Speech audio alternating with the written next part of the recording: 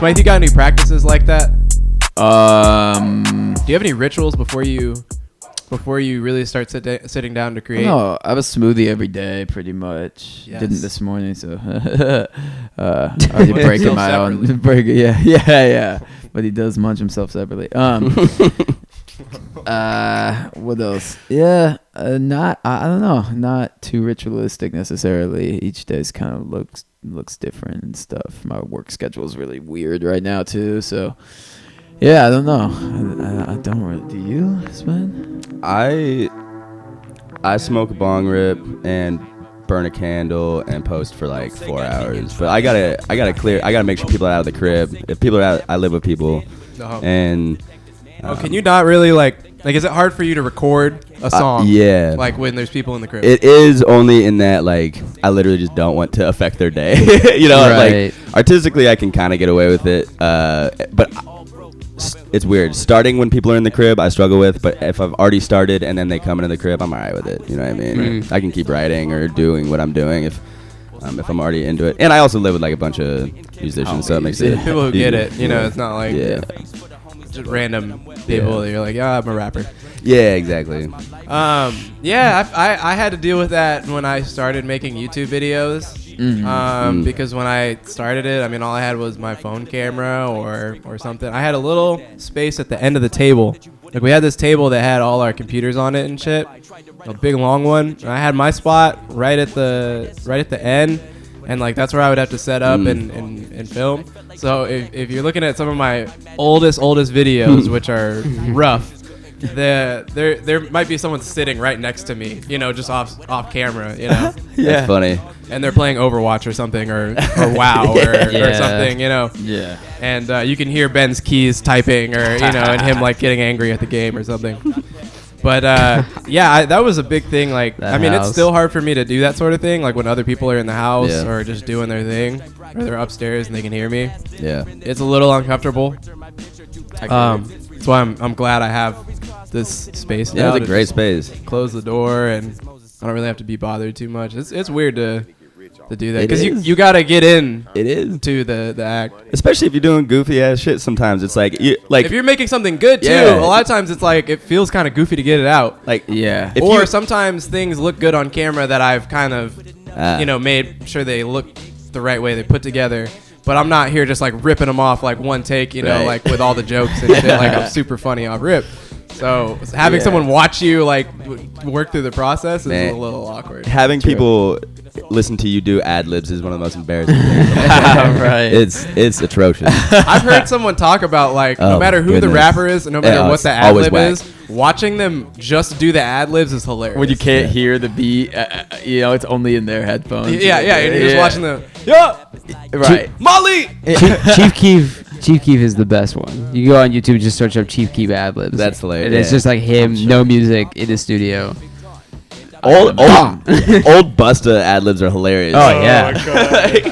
I love it. Like the whole Rao styles. Like him and Red were like, my favorite ad libs in the game ever are them two. They just like, and it's not even like consistent libs that you see today. Like some people have their stamped ad libs that like are like that's my signature lib. You know what I mean? But Red would just be like, shoo, or like, like he just like he was like his own sound effects team. You know, like, it was so tight. Like he's just listening and just saying shit. Yeah, in real time, coming back. Yeah, just whatever feels right. Yeah, what are we listening to? We're listening to Hand Me Downs. This is Broke. This song's called Broke. This is my favorite track. Familiar scratches on here. I've heard these scratches. Yeah, I've heard these scratches on the Smyth album. Oh my gosh. Yeah. So Food Stamps lives in Eugene, right? Yes. Okay. Indeed. Yeah, he's actually a professor down at the university. Yeah, professor at U of O. Yeah. He wears many hats. Many hats. He's like he probably got a huge collection of caps. He just got a house on a farm, and he's Who was the first person to actually say, okay, let's start a project, let's do a project? I'm assuming you guys have maybe tossed around the idea for a while. I mean, I think good question. We'd been messing around with each other doing live stuff, and I think pretty much I was really stoked on just being with someone who is prolific as Smyth is, just because he just churns beats out, yo. And like I would go over to his crib and I just come in with a couple of 16s like here or there, like with like Oliver, Brax, a couple of the homies and stuff. The and homies. I think I probably just like spit a couple 16s, and he was like, "You need this beat," and I was like, "Word." It's very Smyth. Yo, like yeah, he'll hit you too. I man. definitely like hear when I make a joint. I like hear the vocalist that who should be on it. You know, I hear the voice. Yeah. And you're really good about just finding ways to admire your peers too. Like I think, you know, you've put me onto a lot of people because you kind of see the instant virtues in some artists. Hope so, man. Thanks. With that being said, what is it about Speno that had you not even really wanting to grab the microphone for an entire project and just wanting to do the beats and have him be the voice of the record? Because he's a way better rapper than me. Is it voice? Is it flow? Like what really what are total his most package, standout? man. Let me speak to it and make him super uncomfortable. I mean, he's gonna shake his head like no everything I'm about to say. I'm definitely someone who the more I grow with this and the more I learn about rap and the just the craft of rap, I just really admire how just fluid he is in so many technical aspects. I really think that when it comes to structure, when it comes to cadences, when it comes to schemes, when it just all the nerdy really breaking down. And that's a conscious effort on your part. And like extremely conscious effort, and he's taught me so much just about the nuts and bolts of rapping. Yeah. Well, you're that way with music in general, but I'll say particularly on the production side. For sure. I think you're production really in a way a producer's producer. You get down to the nitty-gritty details of it, so I would imagine if you're like that on the rapping side of things. He's extremely like that. I could just tell he's a puzzle piece type of thinker too, I like talking to people about really weird he went with that cadence and that particular bar to make that moment happen, and we just have those kinds of conversations all day. Yeah. So syllable counts well together because we're nerds. It's really fun. Yeah, and he's the only dude that's been counts. receptive to actually sit down and listen to some weird rants about. Yeah, Brax Brax has all this shit that Brax is great technically sound rapper, but he doesn't want to nerd out with us about this, as much. Oh, he doesn't care as much that. Yeah. But me and him we get off on this shit. We love. I used to take verses and strip the lyrics away and just and then back when I was playing trumpet and stuff, I'd write out the rhythms of on staff paper, write out the rhythms of verses of rappers I really liked and just figure out what they were doing rhythmically and where they're tying